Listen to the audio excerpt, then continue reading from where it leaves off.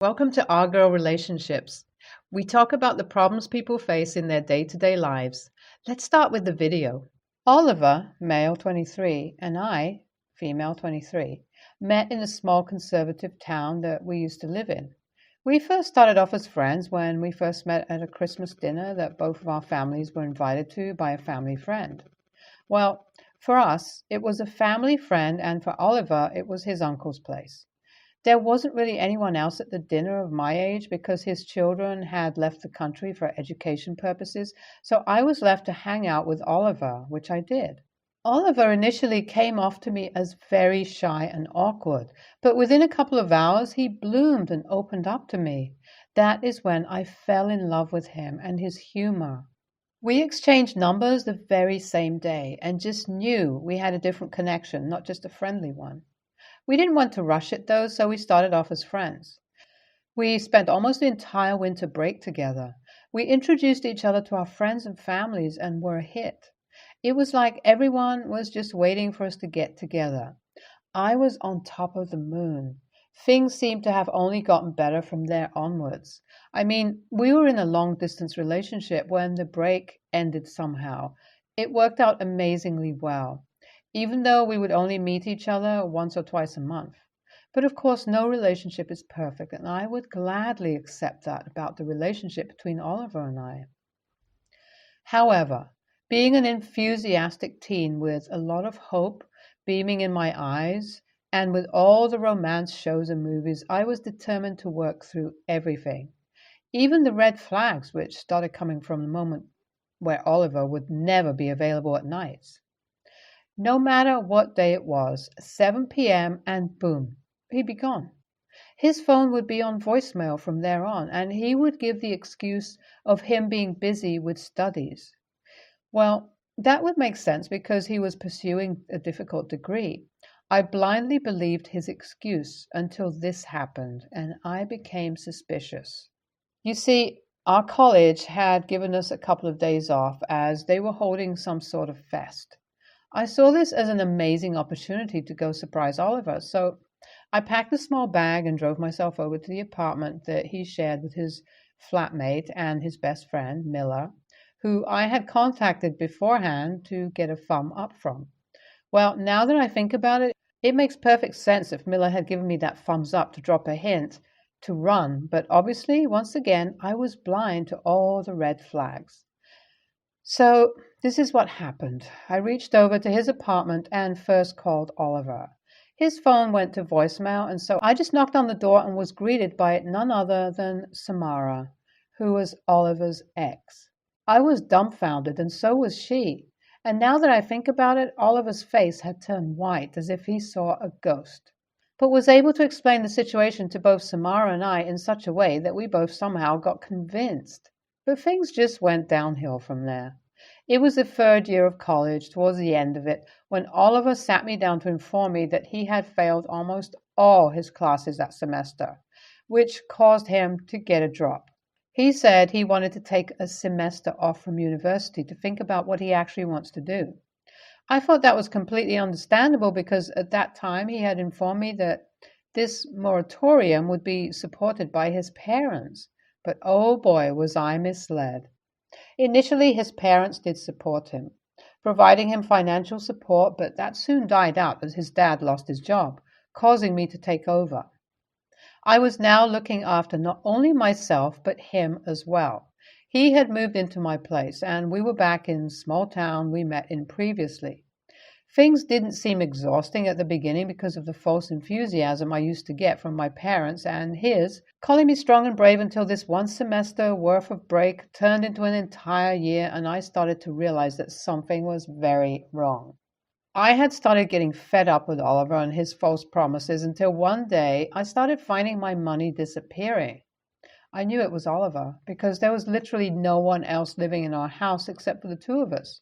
So after some snooping around, I found out he was having a whole affair with none other than Samara.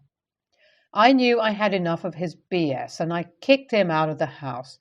He seemed so unfazed by this entire situation, and so did his family. It was like as if they wanted all of this to happen. He moved in with Samara and I started to try to move on. It's been a year since everything happened. I hadn't been in contact with anyone from Oliver's side. It was all until a week back that my phone randomly started blowing up by Oliver and his family, all telling me how Oliver misses me, how they can't believe I broke up with him, and how we should get back together. I received hundreds of messages within the span of one day. I was shocked and confused, but was able to ignore them by threatening to block them. Then they all started showing up at my place. That is when I put my feet down and threatened legal action, which seemed to get things to stop. But little did I know, it was all just the silence before the storm. It all started yesterday. It was a regular evening, and I turned on the TV to watch some local news. That is when I heard Oliver's name followed by the reporter explaining how he had been waiting outside a branch of my company along with his family with a sign that said, "Please take me back. OP, I can't believe you're breaking up with me for real." I was shocked because his family was there as well, with photos of us in their hands. What left me dumbfounded was the fact that he was waiting outside the branch where I didn't even work. I knew I had enough and called Oliver up. He sounded cheerful as he picked up my call. I guess he thought that I was going to take him back or something, but I threatened him with legal action. He said he wasn't going to give up until he got me back. I was lost, not sure what to do. I still am, honestly. I called up my dad immediately, who started berating me, telling me that I was the cause behind all of this. It was because of me that his business would have to struggle now since his clients would obviously talk about it. This was followed by more yelling from my mom and messages from my siblings expressing their disappointment towards me. I was devastated. I still am. I completely shut down from there on and just shut off all my devices and have been thinking about what to do until the idea of posting here came up on my mind. So, Reddit, please bring in your opinions, suggestions, judgments, AITA. I knew I had to talk to someone and face this situation for once. I knew sitting with my devices off would do nothing but make me out to be the bad guy. The comments you all left me were truly eye-opening to the fact that all of this situation that has been happening is harassment. But before anything, I decided to approach Miller. Remember Oliver's best friend and previous roommate? Yes, him. Miller lives in the same city as us, just a couple of hours away, and I know for a fact that being in the same friend group as Oliver, he must have gotten the news about everything happening and probably even more. So I decided to reach out to him on Facebook, where I got a response pretty quickly. We talked for a bit, and he knew what I had reached out for. So we have planned to meet today evening. As for my parents and Oliver's family, they all are still in a panic, especially over the fact that I have switched off my phone. I have been screenshotting everything for evidence, especially the threats of breaking into my house. I will update you all soon. You guys had predicted correctly. There is a lot more going on than just Oliver waiting outside my workplace with a banner, which him and his family were kicked out by my company's security. Well, the reason why my family was so stressed was not because of the impression that Oliver's behavior would leave on their business, but the fact that my dad had literally paid Oliver to plan for our wedding. Yes, after knowing everything he had done to me, my dad paid this scum of a man money because apparently he was going to convince me to marry him. Miller found this out when Oliver has been bragging about all the money he earned for his baby that Samara has been carrying. According to him, this is the money that he deserves for marrying an ugly girl like me. This was enough information for me, but I continued to hear him as he went on to say that Samara and Oliver has been on this plan ever since we started dating. The fact that my dad owned a business which made a lot of money was the sole purpose of him getting in a relationship with me. Ouch. I asked Miller if he would be willing to tell all of this to my dad. He happily agreed. God bless this man's heart. I truly owe him a lot. Well, we visited my parents' place that day itself and sat them down to explain them everything. I did all of this not because I wanted them on my side. I did this because I wanted to show them how much they had messed up and how done I was with them. That is what happened. The more Miller told them about the details of the situation, the worse their reaction got. It was like their reaction just kept screaming that they knew they messed up real bad, and by the end of it, they were begging for forgiveness, which I refused to give because why should I? I told them I was cutting all contact with them for a while, and if they tried to contact me, I would get a restraining order. They seemed shocked at my decision, but knew they had messed up, and so left me alone. I and Miller left their place, and I invited him over to mine to discuss what my next step should be. Hi all, sorry for the late update. I was busy dealing with the cops and other things. I wanted to provide a clean and neat update, which is why it took so long. Well, I decided to press charges for harassment and stalking, not just on Oliver, but also his family.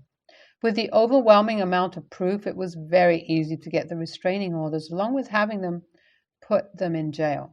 They aren't going to face a lot of jail time, but plenty of community service, which honestly I'm okay with. All I wanted was for all of them to face repercussions for their actions. Ever since all of this happened, though, Samara tried to gang up on me with her friends, which was reported to the cops as well, and after one warning call later, she became dead silent, and that's how things have been lately, quiet and peaceful. I have decided to transfer into another city, and my company, which was very considerate and kind throughout this entire ordeal, offered me a position with an even better pay in another city. And guess what? I will be living with Miller as my roommate there, who is just as tired of this conservative, low-minded town. NTA, he's only back because he wants something from you. Don't budge. Go to the cops and get a restraining order. Also, let your company know about everything happening so they're in the loop.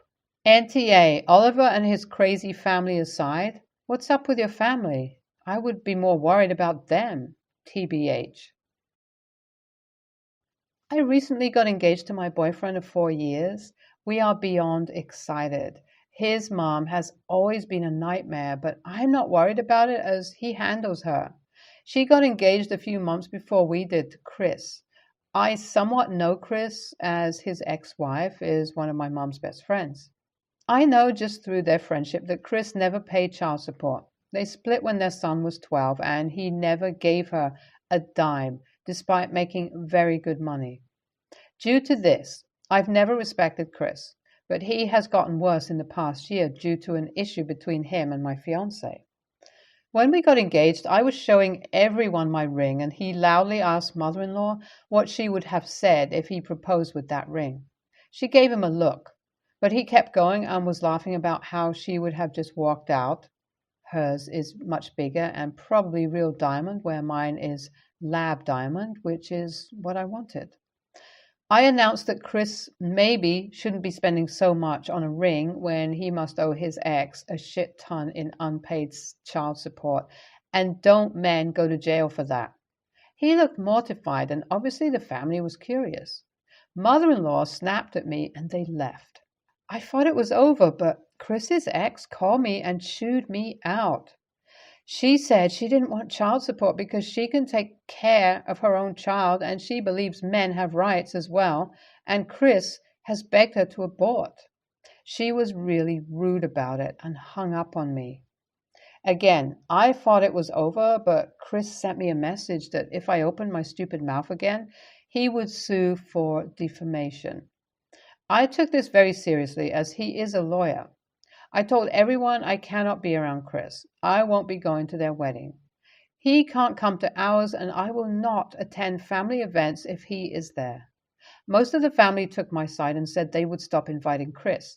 Now, this has blown up into mother-in-law saying she will never speak to any of us again.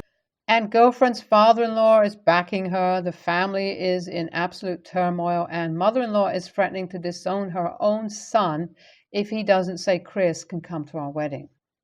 I would send Chris a letter in terms that he, as a lawyer, can understand. Explain to him that since he has voiced a condition unto which he would proceed with a civil suit, it would only be responsible of you to take action to limit your exposure to triggering that suit. This is simply a liability limiting action, and that there is no loss on his behalf due to there being no entitlement to the general public of attendance to this private event. NTA, because I would be damned if I would have anything to do with Chris after his insults and threat. You should, however, seek legal advice on the defamation in case he turns out to be a bigger a-hole than he already appears to be. Keep copies of the message from Chris. Apologize to Chris's ex and explain yourself. You and your fiance need to be on the same page, though, especially if you have kids and don't want Chris, your mother-in-law, around you. Your fiance needs to talk with his mom about insulting the ring. Sister-in-law, husband's older sister, and I gave birth to daughters around the same time. My daughter was born in early June. Hers was born mid-June. Her daughter marks 5 kids for sister-in-law and her husband. Our daughter marks mine and my husband's first child. A day after my daughter was born, my husband posted the announcement on his social media, and then sister-in-law commented asking what her actual name was, though the name was mentioned in the post. He replied for her to read it again, and she would see the name. She did not reply after that. When she gave birth to her daughter, she did her own announcement and went on a small tangent about naming children and how much pride she and her husband took in giving their children real people names.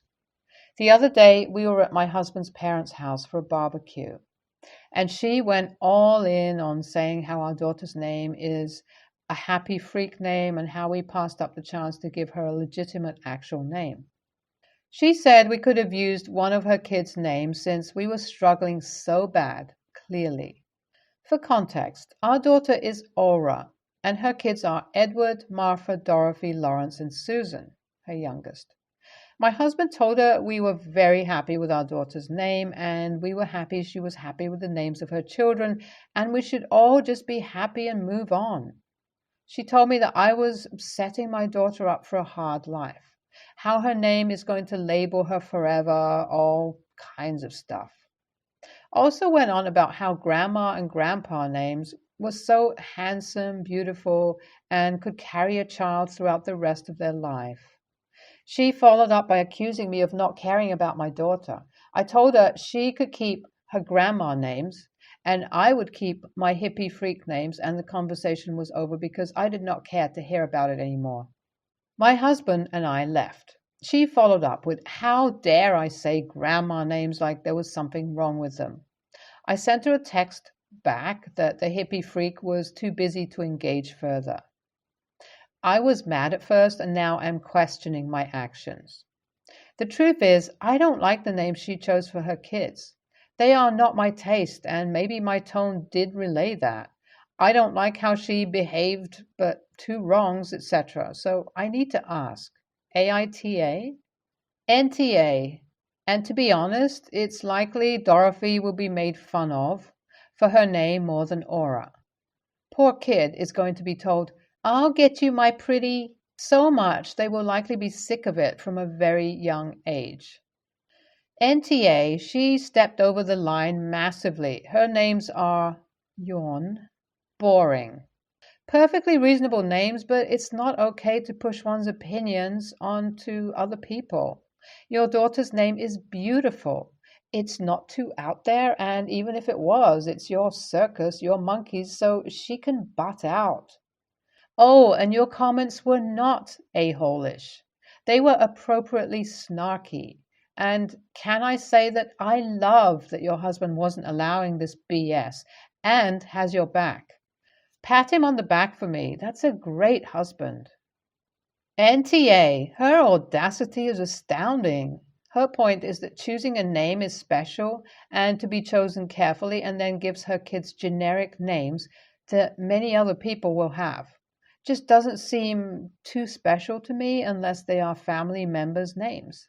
Plus, then add in that she should be allowed to be so openly judgmental about the name you've chosen, but you aren't allowed to make a small and obvious comment about her name choices. She is a hypocrite. So many people will give unsolicited parenting advice. I've learned to handle it by saying, oh my God, thank you so much for the unsolicited parenting advice, with a smile and dripping in sarcasm, then walk away. Their faces are pretty priceless, and they normally avoid you for a while. Congratulations. And I love Aura. It's a beautiful name.